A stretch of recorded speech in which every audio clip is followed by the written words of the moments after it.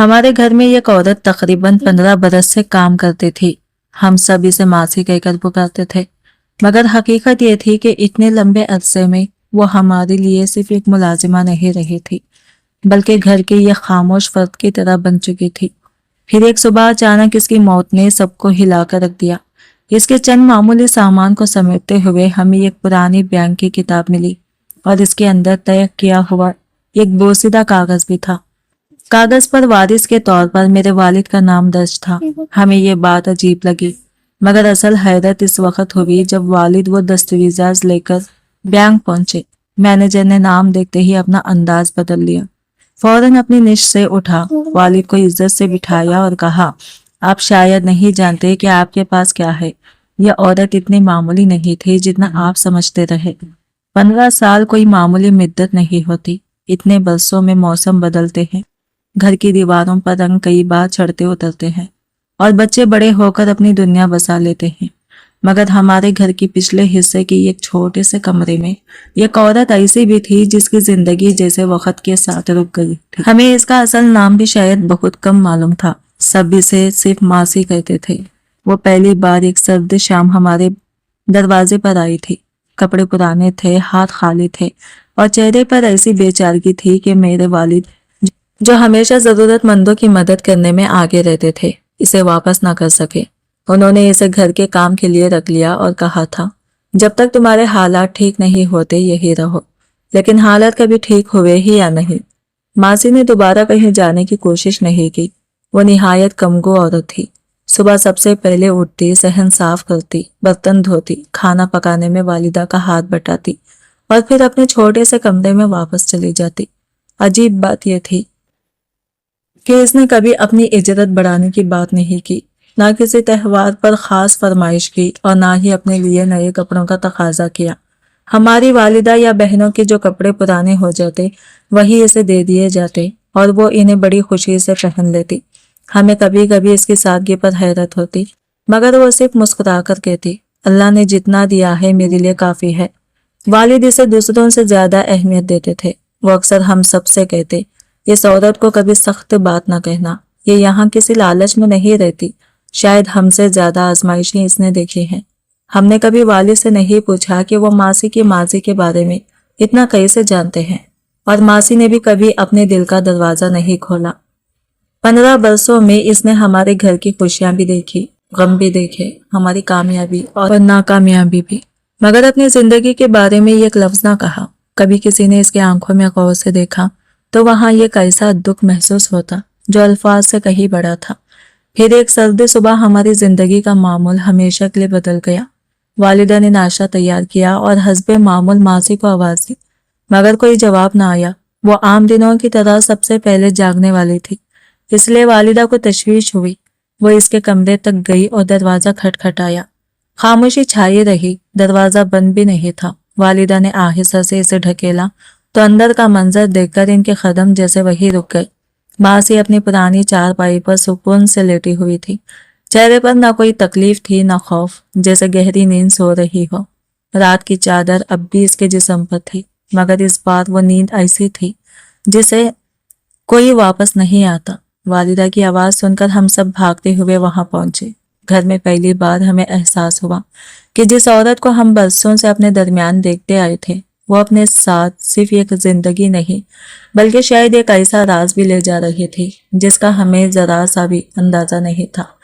जनाजे और तदफीन के बाद जब इसके चंद सामान को तरतीब दिया गया तो वो पुरानी बैंक किताब सामने आई। वालिद ने इसे हाथ में लिया तो अंदर रखा हुआ कागज भी नीचे गिर पड़ा। इस पर वालिद का नाम देखकर सब एक दूसरे का चेहरा देखने लगे कि मासी ने इतने बरस खामोश रहकर हमारे वालिद को अपना वारिस क्यों बनाया था। वालिद ने अगले ही दिन बैंक जाने का फैसला किया, मगर इन्हें क्या मालूम था कि वहां इनके लिए सिर्फ एक अकाउंट नहीं बल्कि मासी की पूरी जिंदगी का ऐसा दरवाजा खुलने वाला है जिसके पीछे छुपा सच हमारे खानदान की सोच हमेशा के लिए बदल देगा। मासी की सांसें थम चुकी थी। वह हमारी जिंदगी में भी खामोशी से दाखिल हुई थी और इसी तरह बगैर किसी शोर के रुखसत हो गई। इसकी मौत ने घर का माहौल बदल कर रख दिया। सबसे ज्यादा सदमा वालिद साहब को हुआ, क्योंकि बरसों में वो इसे मुलाजिमा नहीं बल्कि अपने घर की एक जिम्मेदारी समझने लगे थे। चूंकि मासी का कोई अजीज सामने नहीं आया, والد صاحب نے ہی اس کی تدفین کا انتظام کیا۔ انہوں نے محلے کے چند بزرگوں کو ساتھ لیا اور پوری عزت کے ساتھ اسے قریب کے قبرستان میں سپرد خاک کر دیا۔ اس کے بعد کئی دن تک گھر غیر معمولی طور پر خاموش رہا۔ صحن میں صبح کے وقت جھاڑو کی آواز سنائی نہیں دیتی تھی، برتن رکھنے کی کھنا ختم ہو گئی تھی اور اس کا چھوٹا سا کمرہ جیسے کسی کے انتظار میں خاموش کھڑا تھا۔ تقریباً ایک ہفتے بعد والدہ نے والد صاحب سے کہا کہ ماسی کا سامان دیکھ لینا چاہیے، جو کپڑے کسی ضرورت مند کے کام آ سکتے ہیں انہیں دے دیں، شاید اس نیکی کا اجر اسے پہنچ جائے۔ والد صاحب نے بات مان لی اور دونوں اس کے کمرے میں چلے گئے۔ کمرے میں ویسے بھی دنیا بھر کی کوئی دولت نہیں تھی، ایک پرانی چارپائی، لکڑی کا ایک کمزور سا اسٹول اور بستر کے قریب رکھا ہوا زنگ آلود ٹین کا صندوق تھا۔ ماسی اس صندوق کو ہمیشہ بہت سنبھال کر رکھتی تھی۔ والد صاحب نے ڈھکن اٹھایا تو اوپر چند پرانے کپڑے، معمولی چوڑیاں اور روزمرہ استعمال کی چیزیں نظر آئے، مگر جب انہوں نے نیچے تہہ تک ہاتھ پہنچایا تو ایک پرانے دوپٹے میں لپٹی ہوئی چیز محسوس ہوئی۔ کپڑا کھولا گیا تو اندر ایک بوسیدہ سی بینک پاس بک نکلی۔ والد صاحب کے چہرے پر حیرت ابھر آئی۔ ماسی نے کبھی ہمیں اپنے مالی حالات کے بارے میں کچھ نہیں بتایا تھا، نہ ہی کبھی ایسا محسوس ہوا کہ اس کے پاس کوئی بینک اکاؤنٹ ہو سکتا ہے۔ پاس بک کے صفحات پرانے ہو چکے تھے اور کئی جگہ تحریر تقریباً مٹ چکی تھی۔ والد صاحب ایک ایک صفحہ پلٹتے گئے، یہاں تک کہ درمیان میں طے کیا ہوا یہ کاغذ نظر آیا۔ کاغذ اتنا پرانا تھا کہ اس کی تہیں کھولتے ہوئے بھی احتیاط کرنا پڑ رہی تھی۔ جب والد صاحب نے اسے کھولا تو چند سطریں نظر آئی۔ لکھائی کمزور اور جگہ جگہ کامتی ہوئی تھی، جیسے لکھنے والی ہر لفظ کے ساتھ اپنے دل کا بوجھ کاغذ پر اتار رہی ہو۔ والد صاحب نے چند لمحے پڑھا، پھر اچانک ان کی نظریں رک گئی۔ والدہ نے پوچھا کیا ہوا، مگر والد صاحب فوراً جواب نہ دے سکے۔ ان کی آنکھیں نم ہو چکی تھی۔ کاغذ پر ماسی نے اپنی آخری خواہش لکھی تھی۔ اس نے بتایا تھا کہ اس دنیا میں اس کا کوئی ایسا قریبی رشتہ دار باقی نہیں جسے وہ اپنا کہہ سکے۔ 15 برس پہلے کی ضرورت تھی، مگر وقت کے ساتھ اس گھر نے اسے وہ عزت اور تحفظ دیا جو اسے کہیں اور نہیں ملا تھا۔ پھر اس نے خاص طور پر والد صاحب کا ذکر کیا تھا کہ انہوں نے کبھی اس کے کمتر نہیں سمجھا، مشکل وقت میں اس کا ساتھ دیا اور اسے اپنے گھر سے بے دخل کرنے کے بجائے عزت کے ساتھ رہنے دیا۔ لیکن کاغذ کی انگلی سطر نے والد صاحب کو بالکل خاموش کر دیا۔ وہاں ماسی نے لکھا تھا کہ وہ اپنی زندگی کی سب سے قیمتی چیز اسی شخص کے نام کرنا چاہتی ہے جسے وہ اپنا محسن سمجھتی رہی۔ والد صاحب نے کاغذ کو دوبارہ پڑھا، پھر پاس بک کو غور سے دیکھا۔ انہیں ابھی یہ معلوم نہیں تھا کہ ماسی کی یہ معمولی سی دکھائی دینے والی پاس بک دراصل ایک ایسے راز کی کنجی ہے جو صرف اس کی زندگی نہیں بلکہ ہمارے والد کے بارے میں ہمارے برسوں پرانے تصور کو بھی بدلنے والا تھا۔ کاغذ کے آخری حصے میں ماسی نے صاف لکھا تھا کہ اس کے انتقال کے بعد بینک میں موجود اس کی جمع کنجی میرے والد کے حوالے کر دی جائے، کیونکہ اس کی نظر میں وہی شخص تھا جس نے اسے محض ایک ضرورت مند عورت نہیں بلکہ ایک انسان سمجھ کر گھر میں جگہ دی تھی۔ والد صاحب نے یہ پڑھ کر گہری سانس لی اور کچھ دیر خاموش بیٹھے رہے۔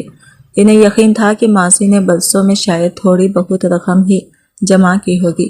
انہوں نے والدہ سے کہا اگر اس میں کچھ پیسے نکلے تو میں اپنے پاس نہیں رکھوں گا، کسی ضرورت مند بچے کی تعلیم یا کسی خیر کی کام میں لگا دوں گا تاکہ اس کے لیے صدقہ جاریہ بن جائے۔ اگلی صبح والد صاحب پاس بک اور وصیت کا کاغذ سنبھال کر متعلقہ بینک کی طرف روانہ ہو گئے۔ ان کے ذہن میں بس یہی تھا کہ ایک معمولی سا اکاؤنٹ بند کروانا ہے اور ماسی کی چھوڑی ہوئی چند رقم کسی نیک کام میں لگا دینی ہے۔ بینک کی عمارت شہر کے پرانے حصے میں تھی۔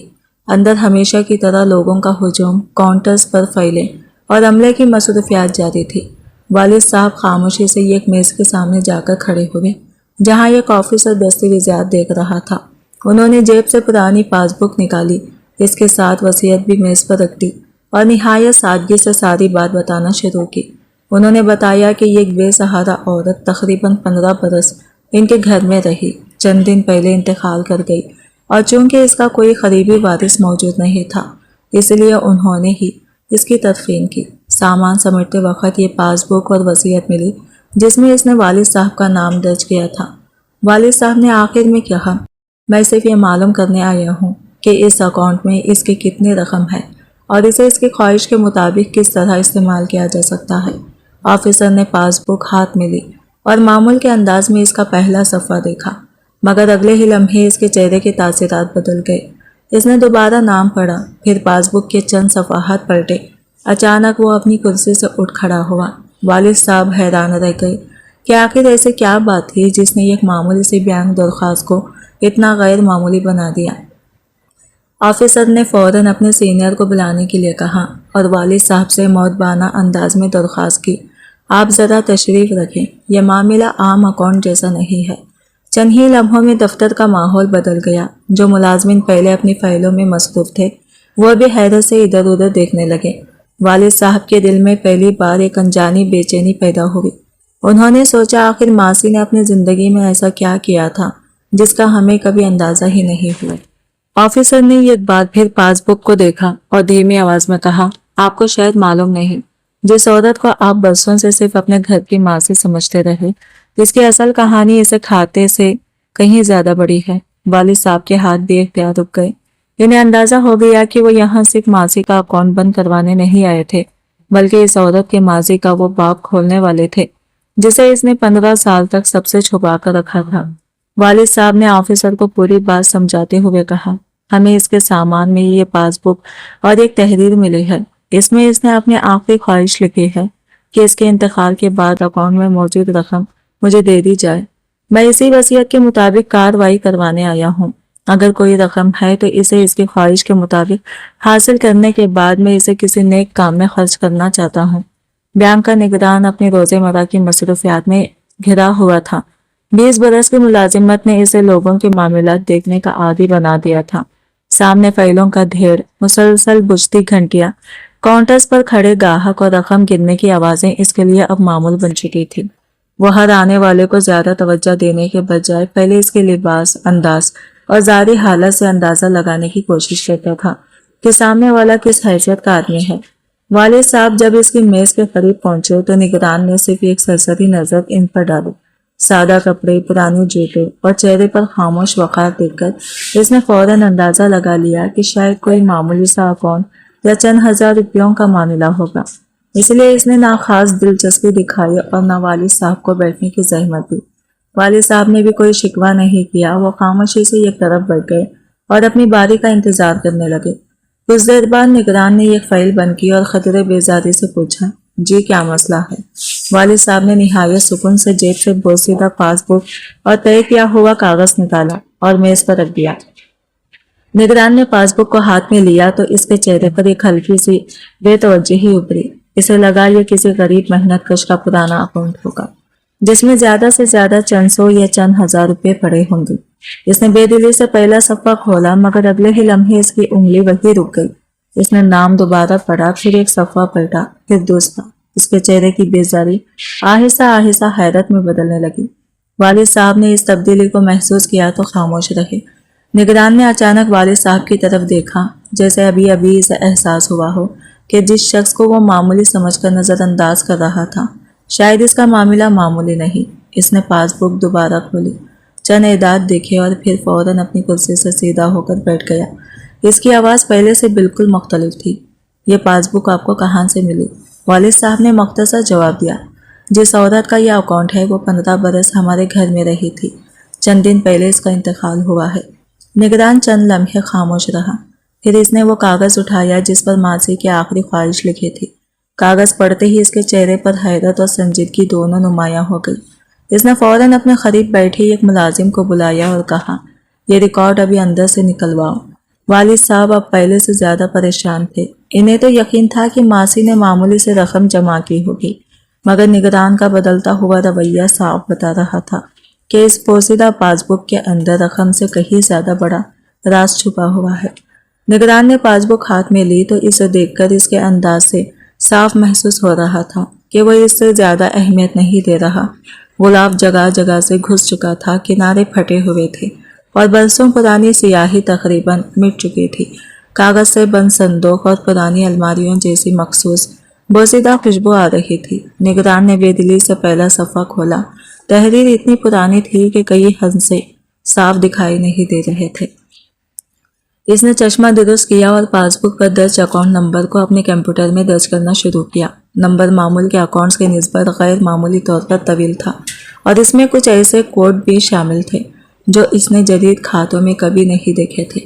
پھر بھی اس نے زیادہ غور نہیں کیا۔ اسے یقین تھا کہ چند لمحوں بعد اسکرین پر کوئی معمولی رقم ظاہر ہوگی اور وہ رسمی کارروائی مکمل کر کے اس بزرگ کو واپس بھیج دے گا، مگر اس بار کمپیوٹر نے معمول کے مطابق فوراً جواب نہیں دیا۔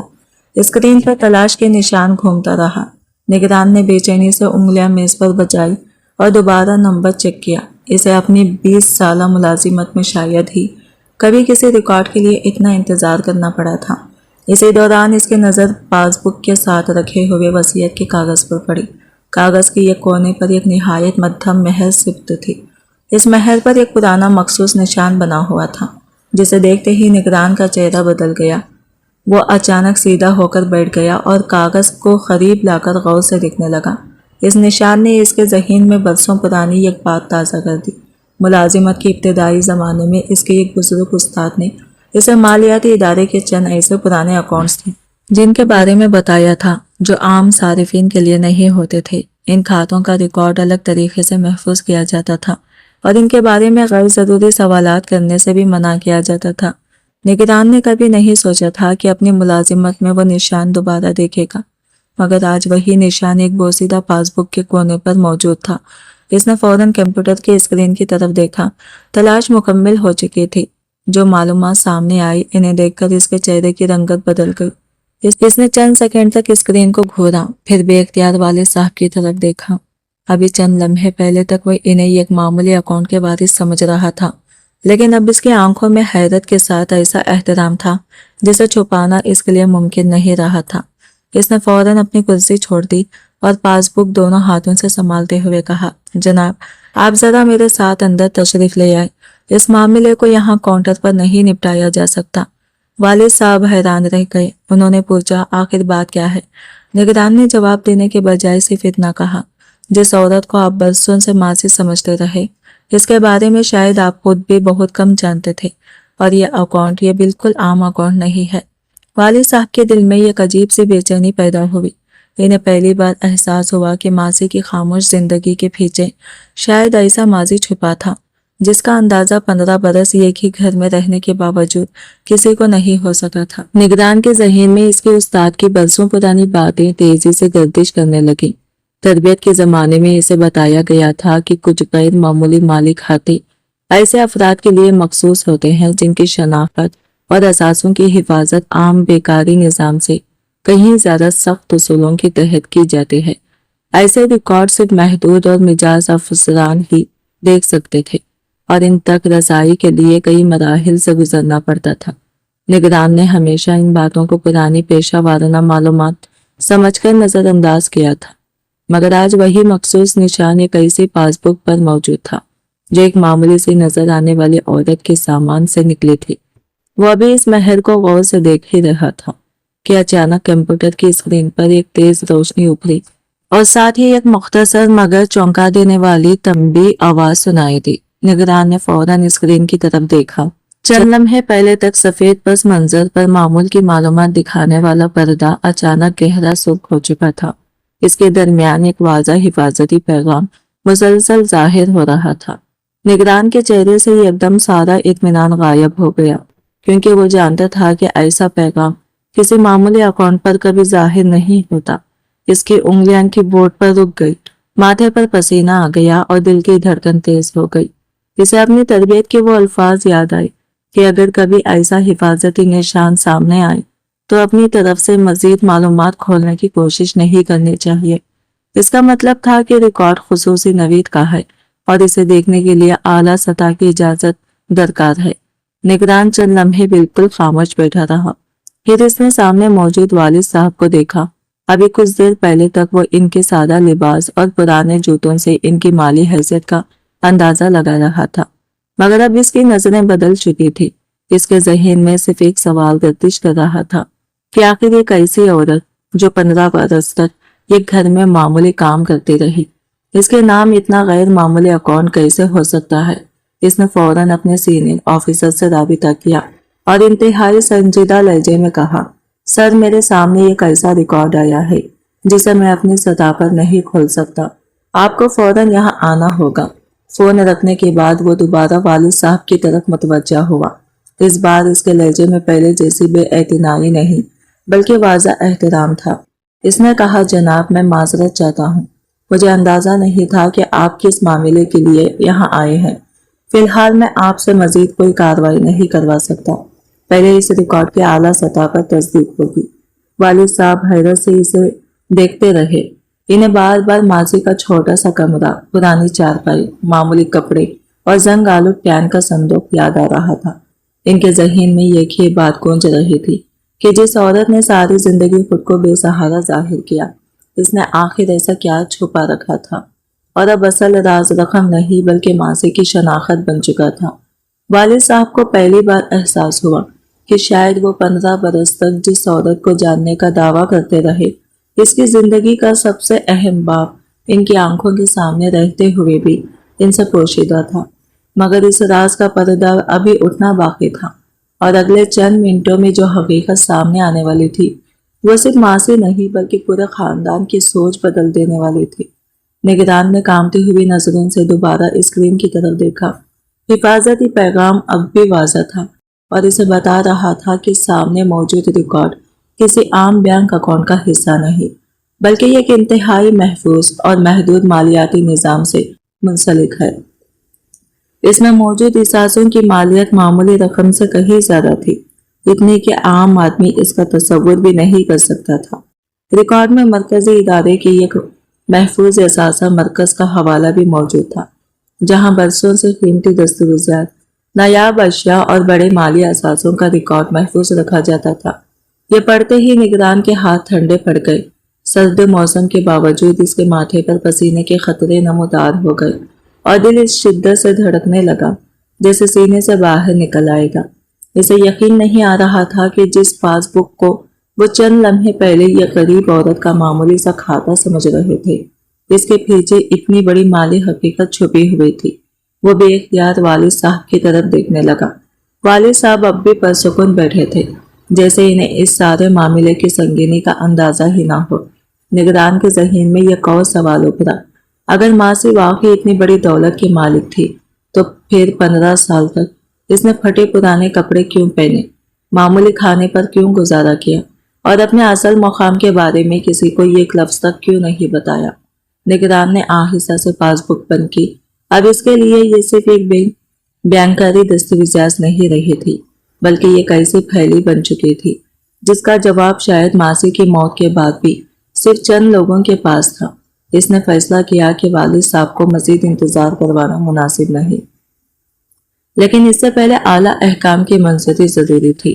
والد صاحب نے خاموشی توڑتے ہوئے پوچھا، بھائی صاحب آخر اس میں ایسی کیا بات ہے؟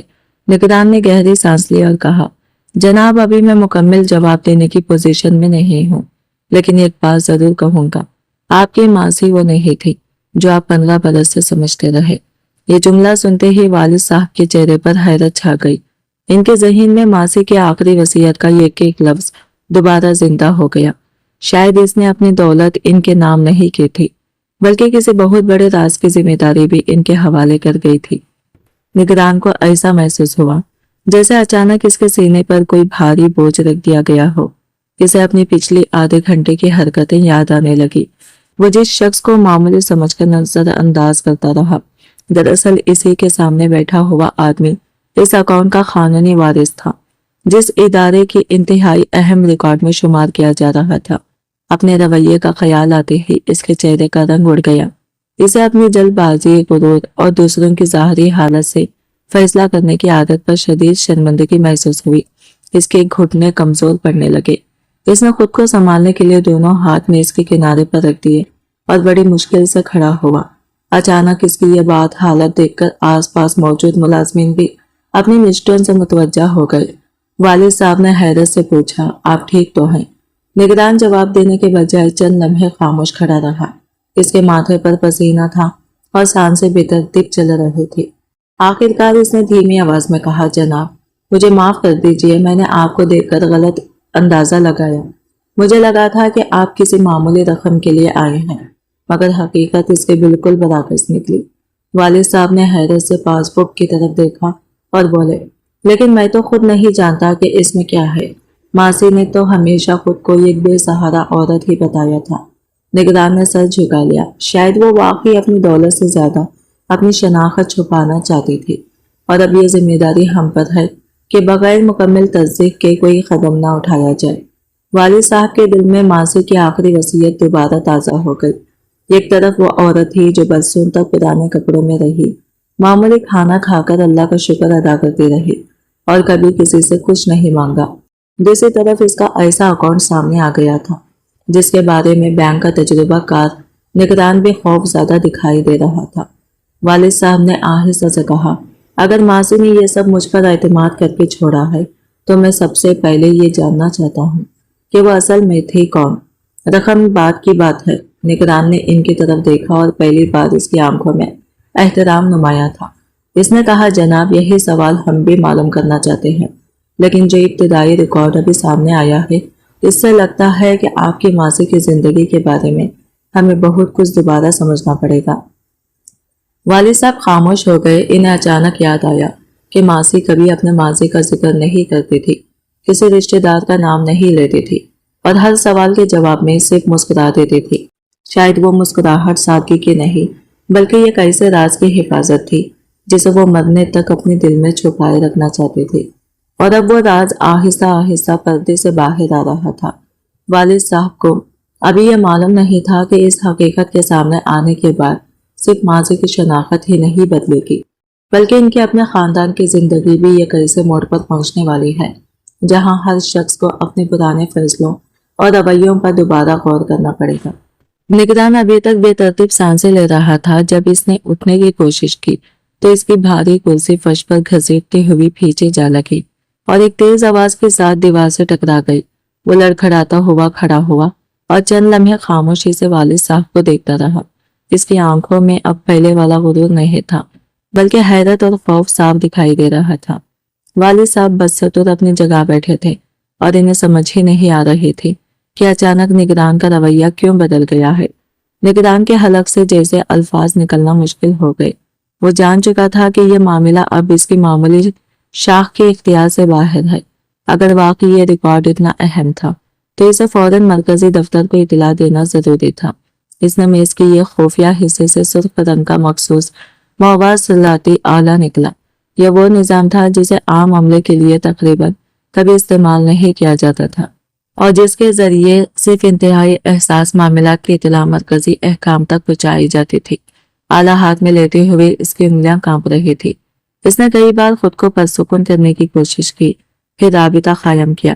दूसरी तरफ से चंद लम्हों बारीक, संजीदा और रोबदार आवाज सुनाई दी। शनाख्ती नंबर बताएं और मामला मुख्तसर बयान करें। निगरान ने अपना शनाख्ती नंबर बताया मगर इसकी आवाज में वाज़ह घबराहट थी। फिर इसने कहा, जनाब, हमारे पास एक ऐसा अकाउंट सामने आया है जिसकी तफसीलात आम निज़ाम में जाहिर नहीं होनी चाहिए। पासबुक बहुत पुरानी है लेकिन मौजूदा रिकॉर्ड से इसकी मुताबिकत हो रही है। दूसरी तरफ चंद लम्हों के लिए खामोशी छा गई। फिर सख्त लहजे में सवाल हुआ, अकाउंट किसके नाम है? निगरान ने पासबुक की तरफ देखा और जवाब दिया, यह खातून के नाम, लेकिन इस वक्त इनका इंतकाल हो चुका है। और वारिस? निगरान की नजर वालिद साहब पर जा ठहरी। इसने धीमी आवाज में कहा, एक शख्स मौजूद है, वही दस्तावेजात लेकर खुद यहाँ आया है। दूसरी तरफ आवाज फौरन बदल गई, किसी को वहां से जाने ना दे, रिकॉर्ड मजीद मत खोलें, तमाम कार्रवाई रोक दे, मरकजी टीम रवाना की जा रही है। निगरान ने घबराकर पूछा, सर, क्या ये इतना एहसास मामला है? जवाब मुख्तसर था, आपको जितनी मालूमात दरकार है वो टीम पहुंचने के बाद दी जाएंगी। अभी सिर्फ एक बात याद रखें, इस शख्स के साथ मुकम्मल एहतराम से पेश आए। अगर पासबुक और वसीयत असल है तो आपके सामने बैठा शख्स इस मामले का अहम तरीन फरीक है। राबिता मुंतखब हुआ तो निगरान ने आहिस्ता से आला मेज पर रख दिया। इसके चेहरे पर अब भी हैरत थी। इसने वालिद साहब की तरफ देखा, फिर करीब जाकर निहायत एहतराम से कहा, जनाब, जाहिर करम आप कहीं ना जाएं, कुछ लोग आपसे मिलने के लिए आ रहे हैं। वालिद साहब ने हैरत से पूछा, लेकिन आखिर मासी ने ऐसा क्या छोड़ा है? निगरान ने नजरें झुका ली, यही हकीकत अभी हम सब जानने वाले हैं। मरकजी दफ्तर से राबिते पर निगरान ने कांपती आवाज में बताया कि इसके शाख में ये कैसा अकाउंट सामने आया है जिसमें निजाम ने इंतहाई एहसास दर्जे का हिफाजती निशान जाहिर किया है। دوسری طرف چند لمحوں کے لیے مکمل خاموشی چھا گئی.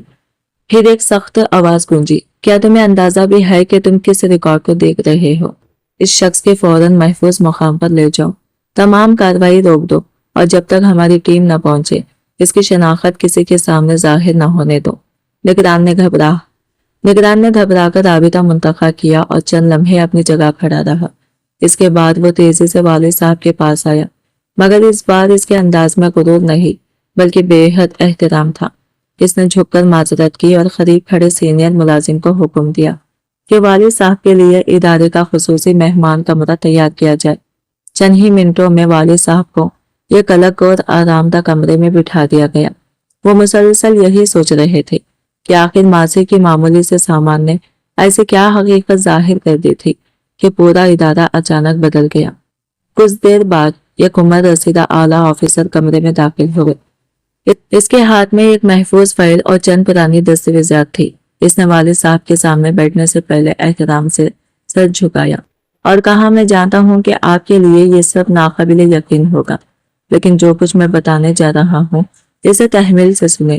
جس خاتون کو آپ 15 برس سے اپنے گھر کی ماں سے سمجھتے رہے، وہ اپنی اصل شناخت میں ایک انتہائی اہم خاندان کی آخری زندہ وارث تھی. والد صاحب کے چہرے پر حیرت جم گئی. آفیسر نے بتایا کہ کئی برس پہلے ان کے خاندان کے اندر اقتدار اور دولت کے لیے شدید اختلاف پیدا ہوا تھا. ایک سازش کے نتیجے میں خاندان کی بیشتر افراد دنیا سے رخصت ہو گئی، جبکہ وہ خاتون کسی طرح اپنی جان بچا کر وہاں سے نکل گئی تھی. ان کے پاس خاندان کی کچھ ایسی دستاویزات اور شناختی نشانیاں تھیں جن سے اس کی آبائی اثاثوں پر ان کا حق ثابت ہوتا تھا. آفیسر نے مزید بتایا کہ ان اثاثوں میں قیمتی زمینیں، محفوظ سرمایہ کاری اور نایاب تاریخی اشیاء شامل تھی، لیکن سب سے اہم بات یہ تھی کہ ان کی ملکیت برسوں سے ایک پیچیدہ قانونی نظام کے تحت محفوظ تھی. وہ خاتون اپنی جان اور شناخت دونوں چھپانا چاہتی تھی، اس لیے انہوں نے یہ کام عورت کا روپ اختیار کیا اور کسی ایسے گھر کی تلاش کی جہاں انہیں صرف چھت ہی نہیں بلکہ اعتماد بھی مل سکے. قسمت انہیں والد صاحب کے گھر لے آئی.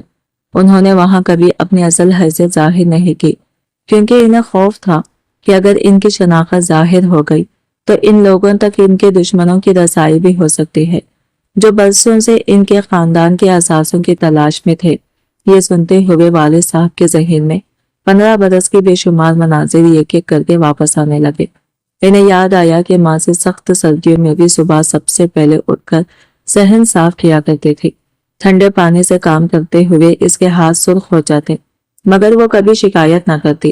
انہیں وہ دن بھی یاد آیا جب گھر میں اچھا کھانا کم پڑ گیا تھا اور ماسی نے خاموشی سے سب کے لیے کھانا بچا کر خود سادہ روٹی پر گزارا کر لیا تھا.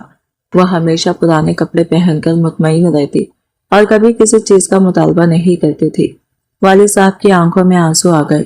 انہوں نے بے اختیار کہا، تو وہ اتنے برس ہمارے سامنے تھی اور ہم انہیں پہچان ہی نہ سکے. آفیسر نے نرمی سے جواب دیا، شاید یہی ان کی سب سے بڑی کامیابی تھی. وہ دولت چھپا سکتی تھی مگر آپ کی دی ہوئی عزت نہیں بھولی تھی. اسی لیے اپنی آخری وصیت میں انہوں نے اپنا سب سے بڑا اعتماد آپ کے نام کیا. والد صاحب نے خاموشی سے وہ پرانی باکس بک اپنے ہاتھ میں لی. چند گھنٹے پہلے تک وہ اسے ایک بے سہارا عورت کی معمولی جمع پونجی سمجھ رہے تھے، مگر اب انہیں معلوم ہو چکا تھا کہ یہ پاس بک دراصل ایک ایسی زندگی کی آخری نشانی ہے جسے ماسی نے 15 سال تک دنیا سے چھپا کر رکھا تھا. ان کے دل میں دولت کے لیے کوئی خوشی پیدا نہیں ہوئی، صرف ایک سوال بار بار اٹھ رہا تھا کہ جس عورت نے اتنی بڑی حقیقت اپنے دل میں دفن رکھی، اس نے مرنے سے پہلے یہ راز صرف میرے والد کے حوالے کیوں کیا. والد صاحب کی آنکھوں کے سامنے ماضی کا مناظر مسلسل گردش کر رہے تھے. انہیں یقین نہیں آ رہا تھا کہ جس عورت نے برسوں ان کی بچوں کے اترے ہوئے کپڑے پہن کر بھی اللہ کا شکر ادا کیا، وہ دراصل اتنی بڑی دولت کی وارث تھی. اس نے اپنی شناخت اور آسائشیں صرف اس لیے قربان کی تھی کہ وہ ان لوگوں کی نظروں سے محفوظ رہ سکے جنہوں نے اس کے خاندان سے سب کچھ چھین لیا تھا. والد صاحب کے دل میں ایک عجیب سا بوجھ اتر آئے. انہیں اپنی سادگی پر نہیں بلکہ اس بات پر دکھ تھا کہ وہ اس عورت کے اندر چھپی ہوئی عظمت کو کبھی سمجھ ہی نہ سکے. اعلیٰ آفیسر نے والد صاحب کی حالت دیکھی تو فوراً پانی کا گلاس ان کی طرف بڑھایا. اس نے نرم لہجے میں کہا، آپ خود کو قصوروار نہ سمجھے۔ وہ خاتون اپنی حقیقت چھپانے میں کامیاب رہی تھی اور شاید یہی ان کی حفاظتی کا واحد راستہ تھا، لیکن اپنی زندگی کے آخری لمحوں میں انہوں نے جس شخص پر اعتماد کیا وہ آپ تھے۔ انہوں نے اپنی وصیت میں واضح کیا کہ ان کے بعد ان کے محفوظ اثاثوں کے انتظام کی ذمہ داری آپ کو دی جائے۔ آفیسر نے بھی وہ بھاری دستاویزات والد صاحب کے سامنے رکھے۔ اس کی صفحات وقت کے ساتھ زرد ہو چکے تھے، مگر ان پر موجود قدیم مہرین اب بھی واضح تھے۔ ایک ایک ورق پر ماضی کے اہم ریکارڈ درج تھے۔ ان دستاویزات میں قیمتی اثاثوں، زمینوں، سرمایہ کاری اور تاریخی اشیاء کا ذکر تھا جو کئی دہائیوں سے محفوظ نظام کے تحت درج تھی۔ کچھ مقامات پر سونے کے دقائق اور نایاب قیمتی پتھروں کا بھی حوالہ موجود تھا، مگر ان کی اصل مالیات کا اندازہ لگانا آسان نہیں تھا۔ والد صاحب نے کانپتے ہاتھوں سے چند صفحات پلٹے۔ ان کی آنکھیں نم ہو گئی۔ انہوں نے دھیمی آواز میں کہا، اگر وہ اتنی بڑی دولت کی مالک تھی تو پھر انہوں نے ساری زندگی ہمارے گھر میں اتنے سادگی سے کیوں گزاری؟ آفیسر نے جواب دیا کیونکہ ان کے لیے دولت سے زیادہ اپنی جان اور اپنے خاندان کی آخری نشانیوں کی حفاظت ضرورت تھی۔ وہ جانتی تھی کہ اگر ان کی شناخت ظاہر ہو گئی تو ان کے دشمن دوبارہ ان تک پہنچ سکتے ہیں۔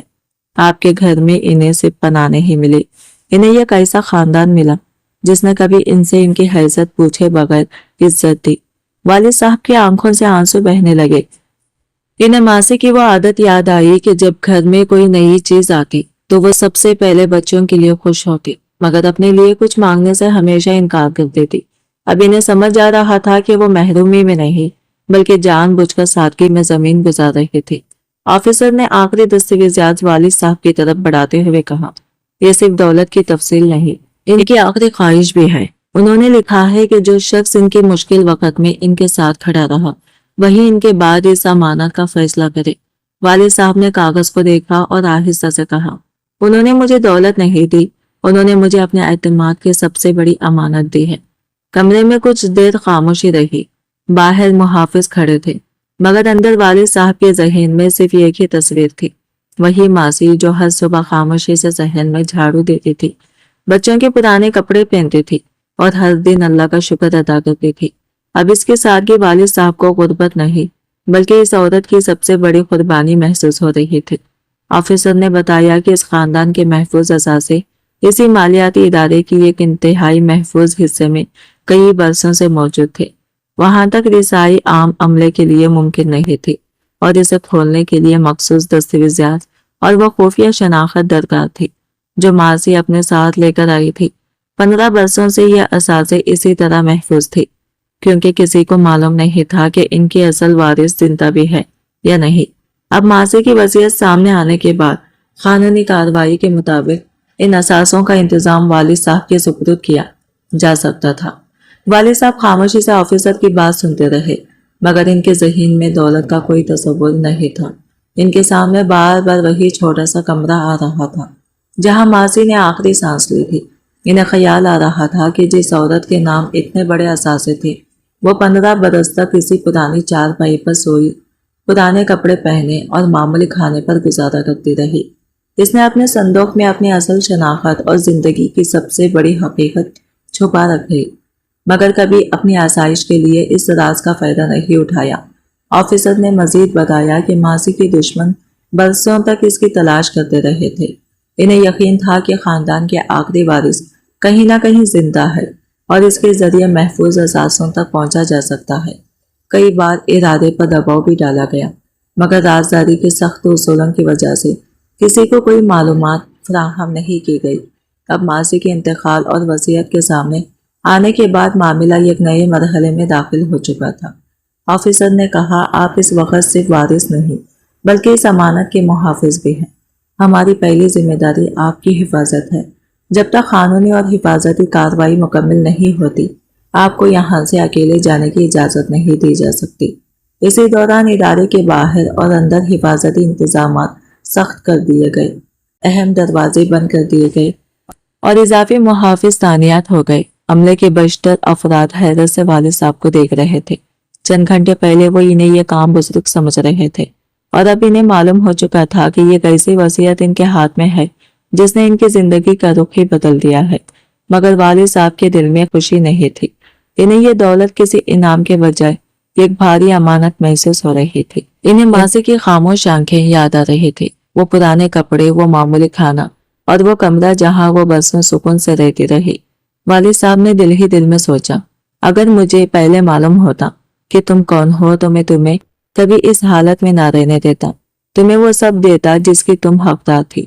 پھر اچانک ان کے ذہن میں یہ قول خیال آیا، اگر ماضی واقعی اتنی بڑی دولت کے وارث تھی تو اس نے مرنے سے پہلے سب کچھ ان کے نام کیوں کیا؟ کیا صرف احسان کے بدلے جو انہوں نے 15 برس پہلے اسے پناہ دے کر کیا تھا، یا اس وصیت کے پیچھے کوئی ایسی وجہ بھی تھی جسے ماضی نے آخری وقت تک چھپا کر رکھا؟ والد صاحب نے آفیسر کی طرف دیکھا اور پہلی بار مضبوط لہجے میں کہا، مجھے دولت کی تفصیل نہیں چاہیے، مجھے پہلے یہ بتائیں کہ ماضی نے میرے نام یہ سب کیوں کیا؟ اس سوال کا جواب میرے لیے ہر خزانے سے زیادہ اہم ہے۔ آفیسر چند لمحے خاموش رہا، پھر اس نے وہ فائل بند کی، والد صاحب کی طرف سنجیدگی سے دیکھا اور کہا، شاید اس کا جواب صرف ایک شخص سے جانتا تھا اور وہ اب اس دنیا میں نہیں، لیکن اس کی آخری تحریر میں یہ ایسی سطر موجود ہے جو شاید آپ کے سوال کا جواب دے سکتی ہے۔ والد صاحب نے چونک کر پوچھا، کون سی سطر؟ آفیسر نے آہستہ سے فائل دوبارہ کھولی، وہ سطر جو انہوں نے اپنی موت سے کچھ دن پہلے لکھی تھی، اور اگر اسے درست سمجھا جائے تو آپ کو معلوم ہو جائے گا کہ انہوں نے اپنی دولت نہیں بلکہ اپنے ماضی کا فیصلہ آپ کے ہاتھ میں کیوں دیا۔ وقت گزر چکا تھا اور وہ عورت اپنے ساتھ اپنی زندگی کے تمام راز لے کر ہمیشہ کے لیے خاموش ہو چکی تھی۔ اب اس کی حقیقت سامنے آ رہی تھی، مگر وہ خود موجود نہیں تھی کہ والد صاحب سے ایک بار بھی یہ پوچھ سکے کہ انہوں نے اسے اتنے برس تک اپنے گھر میں کس طرح جگہ دی۔ وکیل نے احترام سے والد صاحب کے سامنے چند ضروری دستاویزات رکھی اور کہا، آپ صرف یہاں اپنے انگوٹھے کا نشان لگا دیجئے، اس کے بعد قانونی طور پر منتقلی کی کارروائی شروع ہو جائے گی اور مرکزی دفتر کو بھی اطلاع دے دی جائے گی کہ اصل وارث کی شناخت ہو چکی ہے۔ والد صاحب نے کاغذات کی طرف ہاتھ بڑھایا، مگر ان کی انگلیاں بری طرح کانپ رہی تھی۔ وہ کئی بار اپنا ہاتھ آگے لے گئے اور پھر واپس کھینچ لیا۔ ان کی آنکھوں سے آنسو مسلسل بہہ رہے تھے۔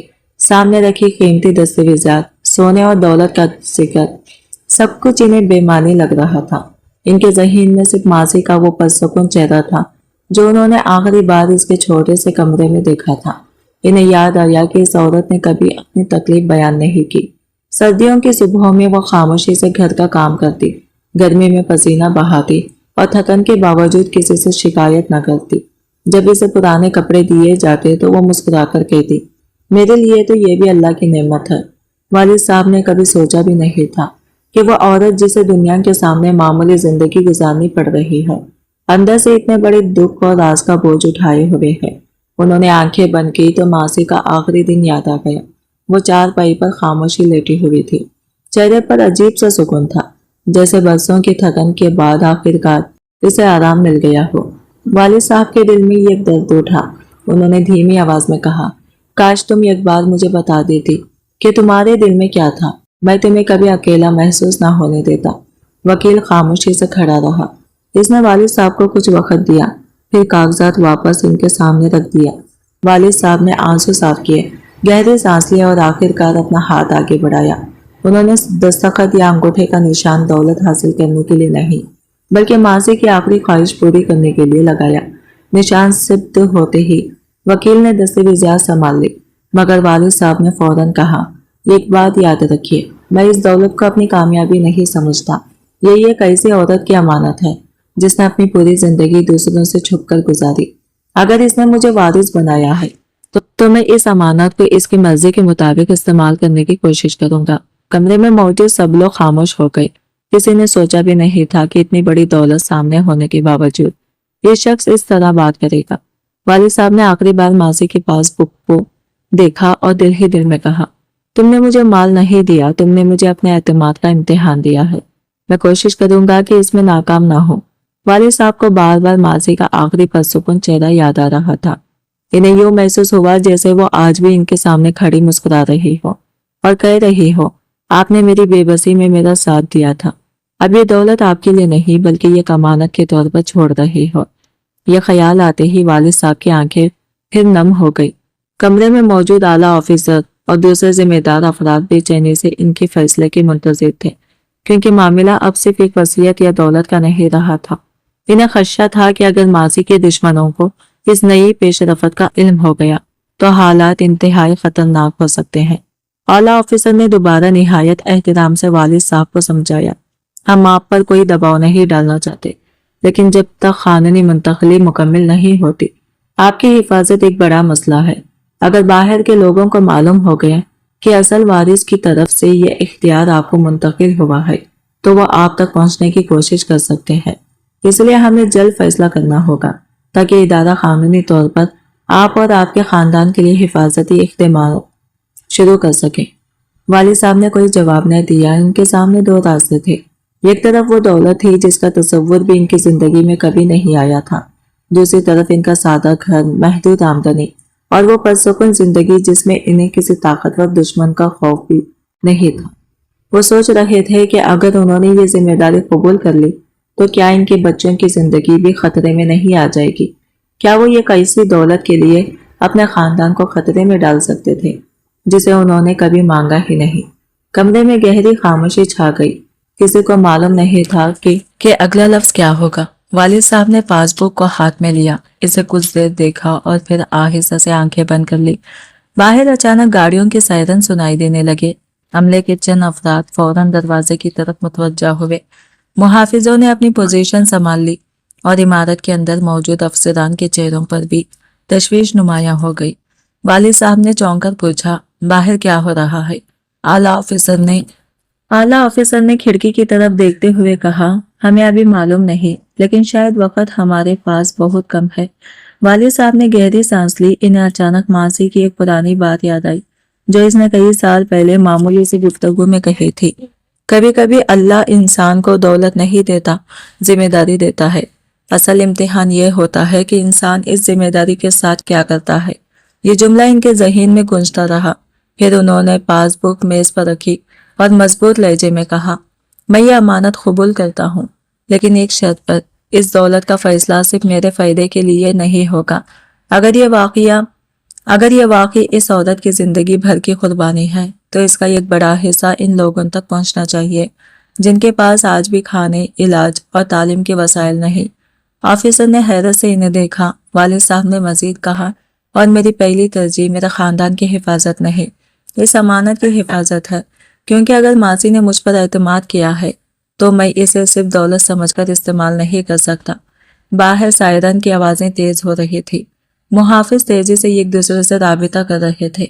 वालिद साहब ने पहली बार महसूस किया कि मासी की मौत के साथ इसकी कहानी खत्म नहीं हुई थी। शायद असल इम्तिहान तो अब शुरू हुआ था। वालिद साहब देर तक इस मुड़े तुड़े कागज को देखते रहे। इन्हें महसूस हो रहा था जैसे इस पर लिखी हुई हर सतर के पीछे इस औरत की बरसों के दुख, खौफ और कुर्बानियां छुपी हुई हैं। एक तरफ वो बेशुमार दौलत थी जिसके लिए ना जाने कितने लोगों ने अपनों तक से दुश्मनी मोल ली थी, और दूसरी तरफ इनकी अपनी सादा जिंदगी थी जहां वसाइल कम थे मगर दिल मुतमईन था। बाहर हालात भी तेजी से बदल रहे थे और मुहाफिज पूरी इमारत को घेरे में ले चुके थे। सबकी नजरें वालिद साहब पर थी, क्योंकि अब जो फैसला होना था वो सिर्फ इनकी जिंदगी नहीं बल्कि इस पूरी विरासत का रुख बदल सकता था। वालिद साहब ने कुछ देर के लिए आंखें बंद की, दिल ही दिल में अपने रब को याद किया और फिर एक गहरी सांस लेकर आंखें खोली। आला ऑफिसर ने एहतराम से इनके सामने जरूरी दस्तावेज़ रख दी। वालिद साहब ने एक एक कागज गौर से देखा और फिर कामते हाथों से दस्तखत और अंगूठे के निशान सब करने शुरू किए दिए। कानूनी कार्रवाई मुकम्मल होते ही वो इस वसी दौलत की मालिक करार पाने वाले थे, मगर इनके चेहरे पर न खुशी थी न फख्र। इनके दिल में सिर्फ मासी की याद थी। तमाम कागजात मुकम्मल करने के बाद वालिद साहब ने कलम मेज पर रखा और निहायत पुरसुकून मगर मजबूत आवाज में कहा, मैं ये विरासत कबूल करता हूँ, लेकिन अपने लिए नहीं। मासी ने जिस एतमाद के साथ ये अमानत मेरे हवाले की है, मैं इसे अपनी औलाद की ऐशो इशरत का जरिया नहीं बनाऊंगा। जिस दौलत ने इस खानदान को खुशी देने के बजाय नस्लों तक नफरत, लालच और खून रेजी देखी, मैं नहीं चाहता कि वही दौलत मेरे घर में भी किसी आजमाइश का सबब बने। कमरे में मौजूद हर शख्स खामोशी से इन्हें देखने लगा। वालिद साहब ने बात जारी रखी, इस दौलत का बड़ा हिस्सा आवाम की भलाई के लिए इस्तेमाल किया जाए। इन असासों को कानूनी तरीके से फरोख्त या मुंतकिल किया जाए और इससे हासिल होने वाली रकम से ایک ایسا بڑا فلاحی مرکز قائم کیا جائے جہاں یتیم بچوں کو رہائش، تعلیم، علاج اور ہنر سیکھنے کی موقع مل سکے۔ انہوں نے ایک لمحے کے لیے ماسی کی تصویر اپنے ذہن میں دیکھی اور کہا، اور اس ادارے کا نام اسی عورت کے نام پر رکھا جائے تاکہ دنیا اسے کسی دولت مند خاندان کے آخری وارث کے طور پر نہیں بلکہ ایک ایسی عظیم انسان کے طور پر یاد کرے جس نے اپنی ساری زندگی سادگی سے گزاری اور مرنے کے بعد بھی دوسروں کے لیے روشنی چھوڑ گئی۔ اعلیٰ آفیسر کی آنکھیں نم ہو گئی۔ اس نے احترام سے سر جھکا کر کہا، آپ نے آج ثابت کر دیا کہ اصل وارث وہ نہیں جو خزانہ حاصل کرے بلکہ وہ ہے جو امانت کا حق ادا کرے۔ والد صاحب نے خاموشی سے جواب دیا، مجھے دولت نہیں ملی، مجھے ایک امتحان ملا ہے، اور میں چاہتا ہوں کہ جب ماسی کی خبر پر میرا وقت آئے تو میں اسے یہ کہہ سکوں کہ تمہاری امانت میں نے اپنے لیے نہیں تمہاری طرح بے سہارا لوگوں کے لیے استعمال کی۔ باہر سائرن کی آوازیں اب بھی سنائی دے رہی تھی، مگر کمرے کے اندر ایک عجیب سا سکون اتر آیا تھا، جیسے برسوں سے بند کسی خزانے کا دروازہ صرف دولت کے لیے نہیں بلکہ ایک نئی زندگی کے آغاز کے لیے کھلا ہو۔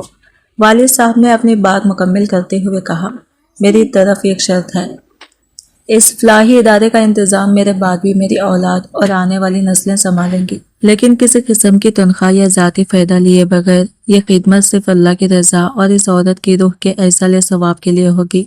میں نہیں چاہتا کہ کبھی کوئی لالچی شخص اس امانت پر قبضہ کرے یا ان مستحق لوگوں کا حق ضائع ہو جن کے لیے یہ سب چھوڑا جا رہا ہے۔ والد صاحب کی بات ختم ہوئی تو کمرے میں گہری خاموشی چھا گئی۔ اعلیٰ عہدیدار انہیں حیرت اور احترام سے دیکھتا رہا۔ اس نے اپنی طویل ملازمت میں بے شمار امیر لوگ دیکھے تھے، مگر ایسا شخص پہلی بار دیکھا تھا جس کے سامنے بے حساب دولت موجود ہو اور وہ اسے اپنے آرام کے بجائے دوسروں کی زندگی سنوارنے کے لیے وقف کر دے۔ چند لمحوں بعد وہ جذبات پر قابو نہ رکھ سکا، آگے بڑھا اور احترام سے والد صاحب کے ہاتھ تھام لیے۔ اس کی آنکھوں میں آنسو تھے۔ اس نے کہا، آپ نے آج اس دولت کی نہیں، اس عورت کی اصل وصیت کی حفاظت کی ہے۔ والد صاحب نے آہستہ سے ہاتھ چھڑاتے ہوئے جواب دیا، نہیں، میں نے صرف اس احسان کا بدلہ چکانے کی کوشش کی ہے جو وہ اپنی خاموش زندگی سے ہمیں دے گئی۔ کچھ ہی عرصے بعد اس منصوبے پر کام شروع ہو گیا۔ ایک عظیم فلاحی مرکز قائم کیا گیا جہاں یتیم اور بے سہارا بچوں کے لیے رہائش، تعلیم اور علاج اور ہنر سیکھنے کا انتظام تھا۔ اس ادارے کے دروازے پر ایک چھوٹی سی تختی لگائی گئی جس پر صرف اتنا لکھا تھا، اس امانت کا اصل حقدار وہ ہے جو کسی بے سہارا انسان کو عزت دے۔ اور والد صاحب جب بھی اس ادارے میں جاتے انہیں ماسی کا وہی پرسکون چہرہ یاد آتا۔ اب انہیں یقین تھا کہ وہ عورت دنیا سے خاموشی سے گئی ضرور تھی، مگر اپنی نیکی کی ایسی روشنی چھوڑ گئی تھی جو شاید اس کے بعد آنے والی کئی نسلوں تک جلتی رہنے والی تھی۔ وقت گزرتا گیا اور ماسی کے نام سے قائم کیا گیا فلاحی ادارہ آہستہ آہستہ پورے شہر کی پہچان بن گیا۔ وہاں صرف یتیم بچوں کو چھت ہی نہیں ملتی تھی بلکہ انہیں تعلیم، علاج اور ہنر بھی سکھایا جاتا تھا۔ والد صاحب ہر سال ماسی کی برسی کے دن خاموشی سے ان کے قبرستان جاتے، ان کی قبر پر پھول رکھتے اور دعا کرتے۔ وہ ہمیشہ کہتے، تم نے زندگی بھر اپنی پہچان چھپائی مگر تمہاری نیکی نے تمہیں دنیا سے چھپنے نہیں دیا۔ کچھ برس بعد والد صاحب بھی اس دنیا سے رخصت ہو گئے، لیکن جانے سے پہلے انہوں نے اپنے اولاد سے صرف ایک بات کہی تھی، اس ادارے کو کبھی کاروبار مت بنانا، یہ تمہاری دولت نہیں، ایک بے سہارا عورت کی امانت ہے۔ اگر کبھی تمہیں اس امانت اور اپنی خواہش میں سے کسی ایک کو چننا پڑے تو امانت کو چننا۔ ان کی اولاد نے بھی اس وعدے کو نبھایا، نسل در نسل اس ادارے کا انتظام بغیر کسی ذاتی موضع کے جاری رہا۔ ہزاروں بچے وہاں تعلیم حاصل کر کے اپنے قدموں پر کھڑے ہوئے، کسی نے ڈاکٹر بن کر خدمت کی، کسی نے استاد بن کر دوسروں کو پڑھایا اور کسی نے اپنے کاروبار سے مزید ضرورت مندوں کی مدد شروع کر دی۔ ایک دن ادارے میں ایک بوڑھی عورت آئی، اس نے انتظامیہ سے ملاقات کی خواہش ظاہر کی اور بتایا کہ وہ کبھی اسی گھر کے آس پاس رہتی تھی جہاں ماسی نے اپنی زندگی کے آخری سال گزارے تھے۔ اس نے ایک پرانی بات بتائی جو والد صاحب کے خاندان کو بھی معلوم نہ تھی۔ ماسی اکثر اس سے کہا کرتی تھی، مجھے دنیا سے کچھ نہیں چاہیے، بس اگر کبھی میرے پاس موجود چیزیں میرے بعد کسی کے کام آ جائیں تو سمجھو گی میری زندگی ضائع نہیں ہوئی۔ یہ سن کر والد صاحب کی اولاد کی آنکھوں میں آنسو آ گئے۔ انہیں پہلی بار محسوس ہوا کہ ماسی نے شاید دولت نہیں، اپنے مستقبل کی نیکی پہلے ہی دیکھ لی تھی۔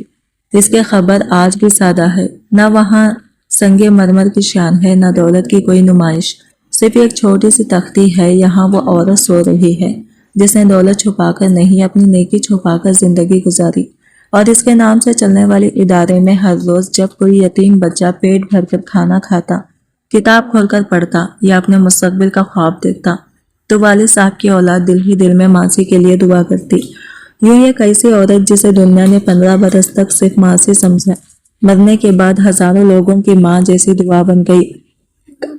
کہانی کا اصل سبق یہ تھا، انسان کی قدر اس کے لباس، دولت یا مقام سے نہیں، بلکہ اس وقت ہوتی ہے جب وہ کسی بے اختیار انسان کے ساتھ کیسا سلوک کرتا ہے، کیونکہ کبھی کبھی جسے ہم معمولی سمجھ کر نظر انداز کر دیتے ہیں، وہی ہماری زندگی کا سب سے بڑا امتحان بن کر سامنے آتا ہے۔ آج کی ویڈیو کہانی آپ کو کیسی لگی کمنٹ کر کے ضرور بتائے گا، اور ویڈیو اچھی لگی ہے تو لائک شیئر ضرور کیجیے گا اور ہمارے چینل کو سبسکرائب کریں فرینڈز۔ ملتا ہے اگلے نیو ویڈیو کے ساتھ، تب تک کے لیے بائے بائے، ٹیک کیئر، اللہ حافظ۔